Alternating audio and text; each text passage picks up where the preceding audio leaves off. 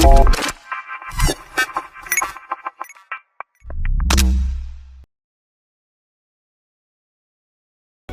and welcome to TALRadio. At TAL, we connect those who are willing to give to those who are in need.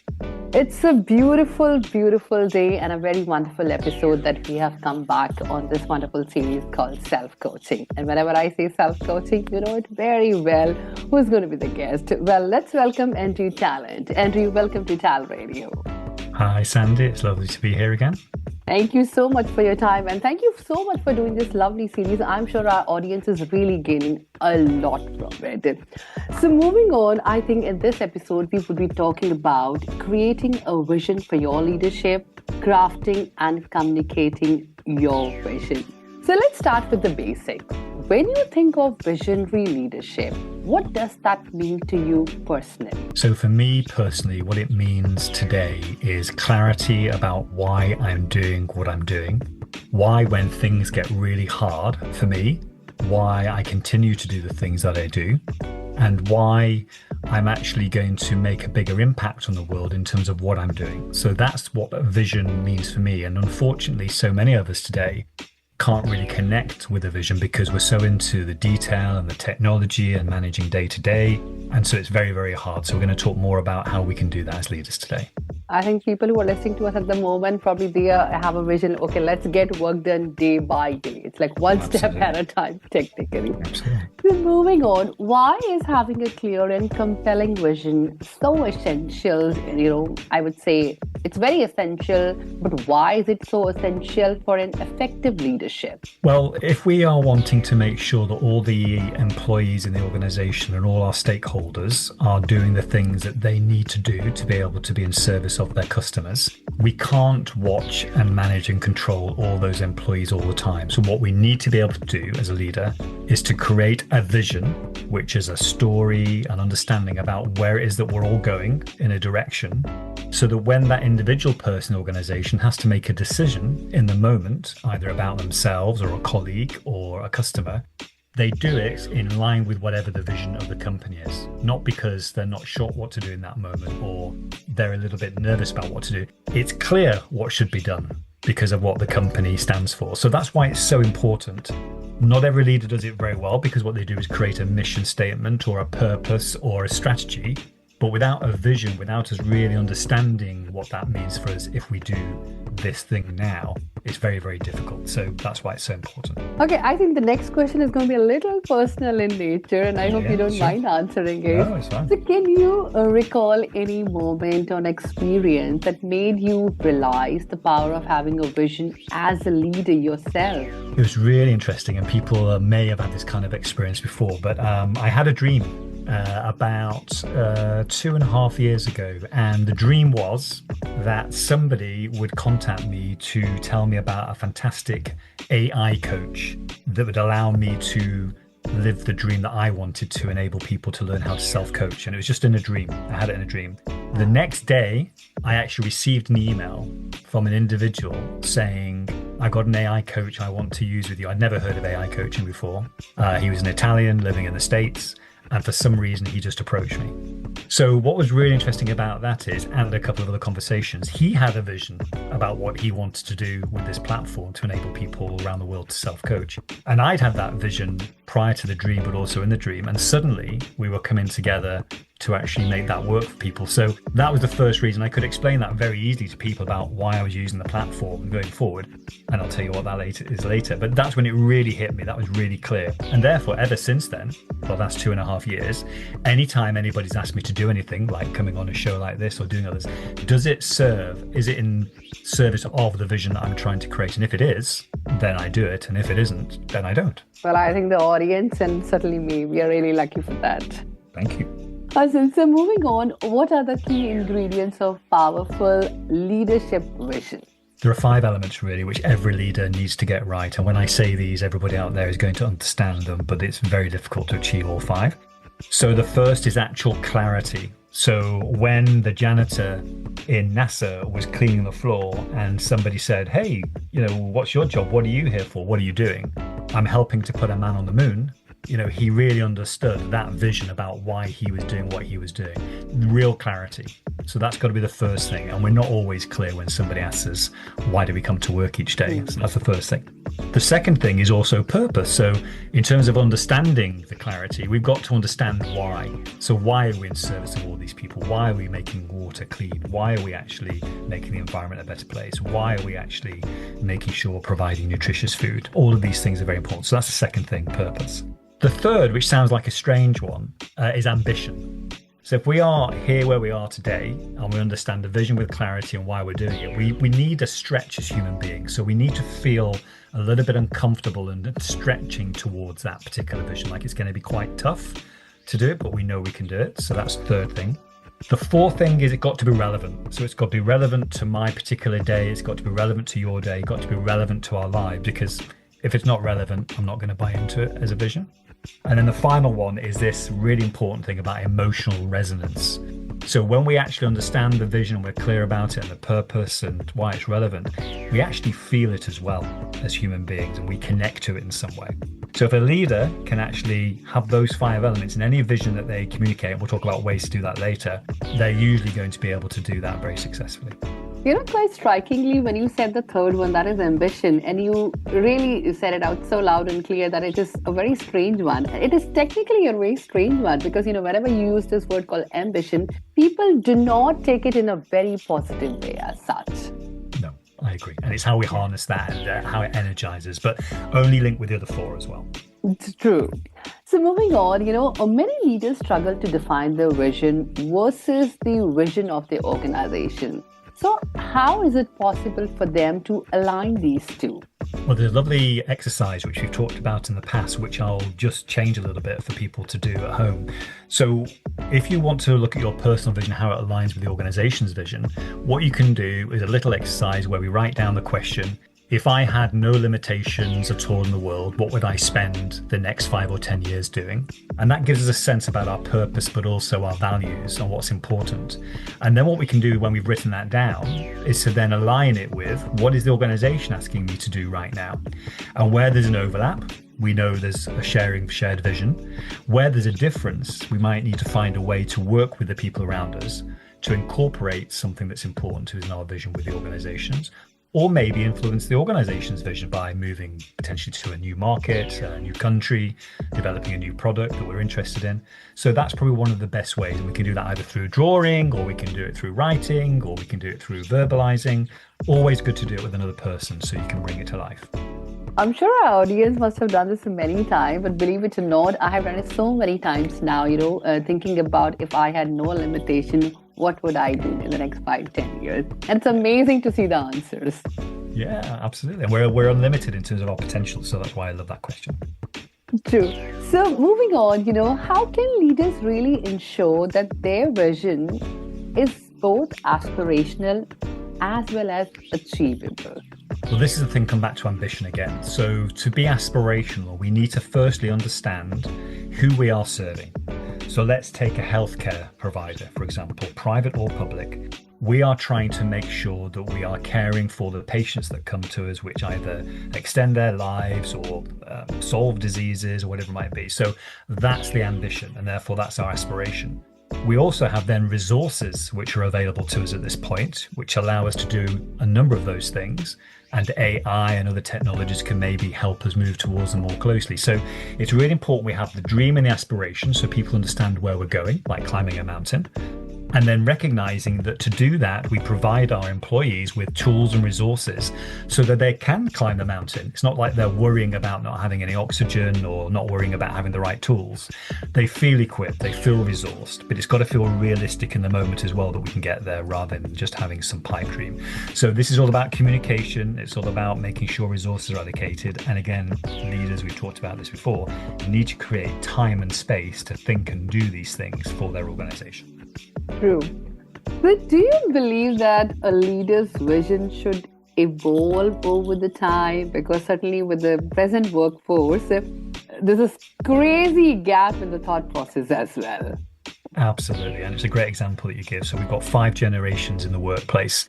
If we have somebody my age who's in their mid 50s that is trying to communicate and describe a vision of what we're in service of, and then we've got one of my children who's 17 trying to align to that using very different language like sick and all sorts of other language that I don't really necessarily understand.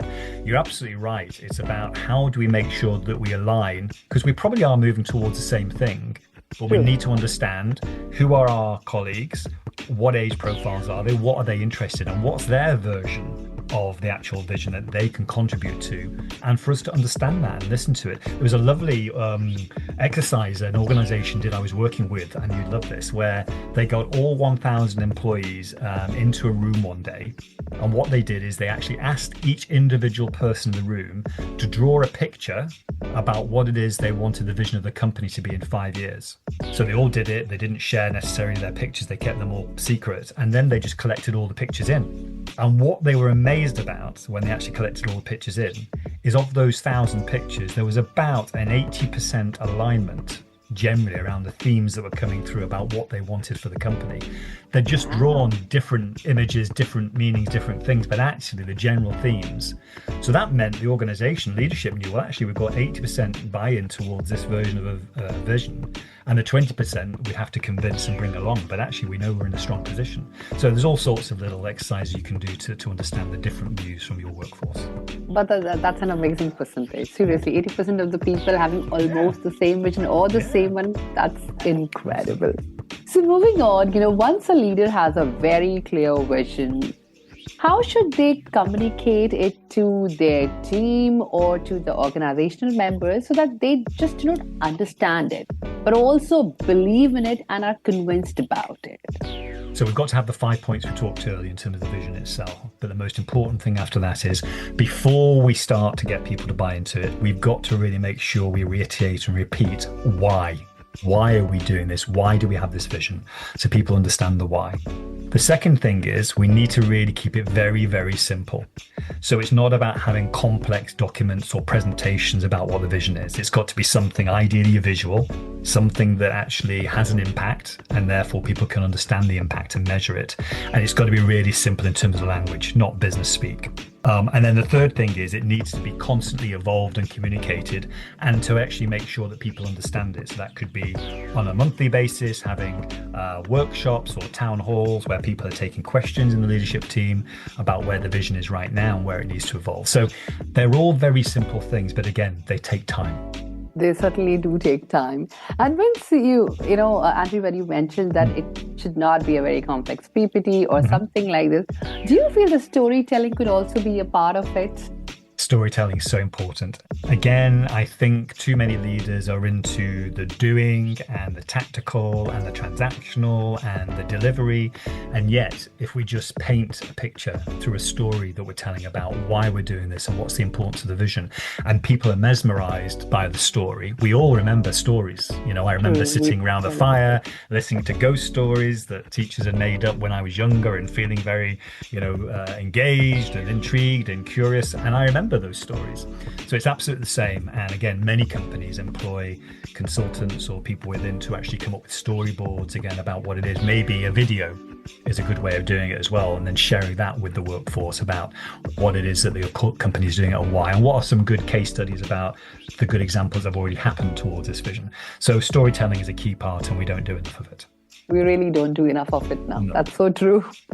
So moving on, could you share an example of a leader who communicated his or her vision so powerfully that it literally resonated with the team and really transformed the organization? So I'll talk about a law firm. And this is a really interesting, I was working with the leader of that law firm, and he had a vision in his head, but he had trouble communicating it to the rest of the organization. It was all about growth and enrichment and nurturing both clients and teams and people, because it had been very transactional prior to him coming into the role. And it was very strange how it happened for him. He went to a lovely park one day and he was just walking with his dog, and he wasn't really concentrating. He was trying to clear his head about how he'd communicate this vision. And he just noticed in the path on front of him a very, very distinct, very green acorn that was on the floor, and he just felt compelled to pick it up, and he picked the acorn up, and for some reason it just really resonated with him, so he put it in his pocket. And when he got home, it all fell into place for him, because for him that acorn became the symbol of what the vision became in terms of growing into an oak tree. So for him, it was about, I have something that I can talk about. He put it on presentation, storytelling about how he wanted the acorn to grow and how it needs to be watered and nurtured and really to be taken care of, and that we all had a duty to do that in the company. And before long, it was on all of their company stationery in terms of the acorn, etc. So that one simple idea meant that everybody started to connect with what the company was about and what his leadership and vision was about, just simply by going for a walk and capturing something that he felt connected him. Truly inspiring. Simple things can really make, they can break complex things. Sure. Absolutely. Yeah. So moving on, what are some of the common barriers that leaders face when trying to bring their vision to life?